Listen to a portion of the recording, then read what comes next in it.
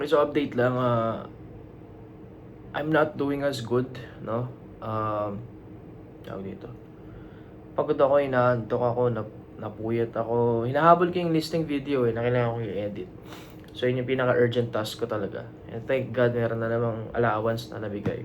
Pero I want to change. Again, I always say this. I want to change. Ayoko na nang maging late. Di ako umabot na naman. Pero abot naman ako today. Ang hirap nga lang kumilos kasi inaantok ako. And stuff. Pero okay din. Kausap ko yung anak ko. Kasi ang hirap. Kaya kasi late na ako.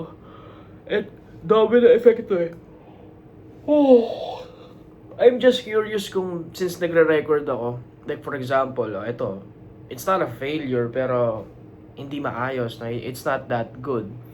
Now curious ako kung tomorrow and this week specifically if it's going to improve my work ethic, my workflow, no?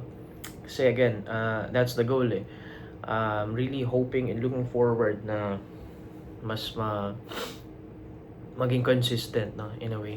And nakakatuwa pala, no? Nakakatuwa yung feeling na hindi na ako nabibirdohan, hindi na ako kinakabahan. Wala namang views anyways, di ba? And if may views, ano ngayon? So what?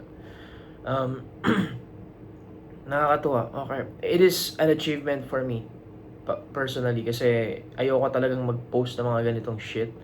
I mean, gusto ko mag-post ng ganitong shit pero sobrang hindi ako komportable. Ano ba? Again, paulit-ulit kong sinasabi sa akin, wala naman manonood eh. Practice nga to eh. Diba? We need this. Anyway, paulit-ulit ako.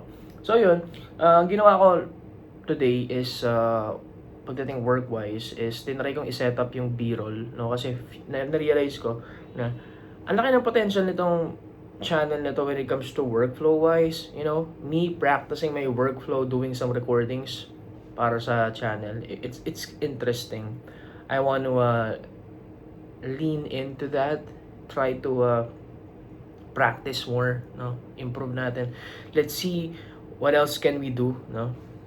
And so isa yon. Tapos pangalawa, I've been really infatuated with making my own agent harness. In a way, ginawa ko na siya eh. Sa Content OS nga lang. Like, I'm speaking nonsense here. Technically, what I'm saying is I build a program, terminal CLI, no, na it will help me build a script or, you know, meron siyang step-by-step na gagawin. Tapos, yung step na gagawin na yun is para i-process ang isang client, something like that. Baka nga ibahin ko na yun eh, kasi I don't know. Napakarami, ang laki na ng journey ko, no, pagdating sa script writing and stuff, but I don't know, it might still be helpful. But anyway, so yun yung isang side ko, no. Sobrang gustong gusto ko nang gumawa ng agent harness ko para sa akin. And yeah, I did visualize the potential, no. I think one thing na magiging purpose itong channel na ito most of the time currently is just to show my proof, no? Ganito kasi yan eh. Gusto kong makatulong sa mga tao eh.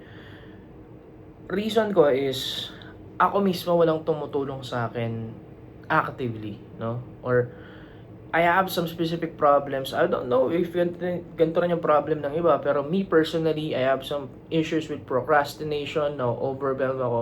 Kahapon specifically, hindi na naman ako makahinga and shit, which is OA, mukhang tanga talaga. Namimili lang ako ng footage.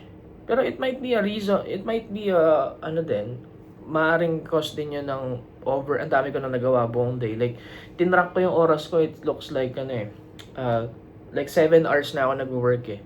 Paputol-putol din yun ah. Pero, the point here is, naubos na ata yung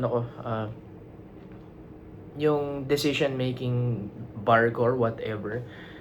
Nakakainis nga eh. And may pagka-perfectionist nga kasi ako, so nakaka-frustrate. Pero I want to, alam mo yun, handle it. I want to understand, ano ba to? Paano ba to? Kasi usapang tiis, nahirapan ako magtiis talaga, men. Technically, it's all about training eh. Which is yun yung gagawin natin, okay? So, okay. So, mag-training tayo, no? And yun, again, I think one idea or one thing that we can do in this specific channel is to document my progress. Kapag sinabi kong magre-record ako for 1 week, magre-record tayo for 1 week. And I have proof, di ba, of my training, no? I also have a lot of proof, actually. I've been making this video since 2020. Hindi nga lang siya naka-upload sa channel na to, hindi rin siya naka-public, naka-private siya kasi nga, yun nga yung sinasabi ko po ulit-ulit. I've been training, pero this time, let's do this publicly, no? For a change. Might be a continuation of the channel. Tapos kung pwede kong again, pwede ko pa rin namang ilagay dito yung mga videos ko noon eh. Like, payat ko pa noon. Anyway, so yun lang. Kasi, nanonood ako ng Alex Hormozi video ulit kanina. And, one thing that really helps him, send the message, no? To, or pakita sa clients na marunong ka and stuff. Proof comes first, no? And ang hirap sabihin na nahirapan din ako, for example, may kino-coach ako na editor or kahit sino or business owner na, okay lang yan, ganyan din, naranasan ko rin yan, tagal. 'Di ba? Ang hirap niyang sabihin ng salita lang eh. Pero pag tinuro ko siya sa channel na to, bro, look at this. Ito yun yung mga struggles ko, man. I'm publicly saying my struggles, man. Like, fuck, nag-procrastinate ako, late na naman ako, ganda ganyan. And, ang nakakatuwang part is confident ako na nag-improve na ako eh. Nakikita ko na yung proof eh. And, I have the capacity din kasi to change eh. And mag-improve, train myself, etc. So I can point them out here. Anyway, so yun yung isang purpose ng channel na to, documenting my progress, behind the scenes talaga, legit. I might have some format din pagdating sa TikTok. Inisip ko rin eh, kasi interesado ako mag-TikTok eh. More on quick recording lang. Hindi ko pa alam yung format and stuff. Pero, it's just interesting, kasi we're recording proof here. Kasi hindi talaga madali, bro. Alam niya ng mga content creator, ng mga business owners, damn it, it's not easy.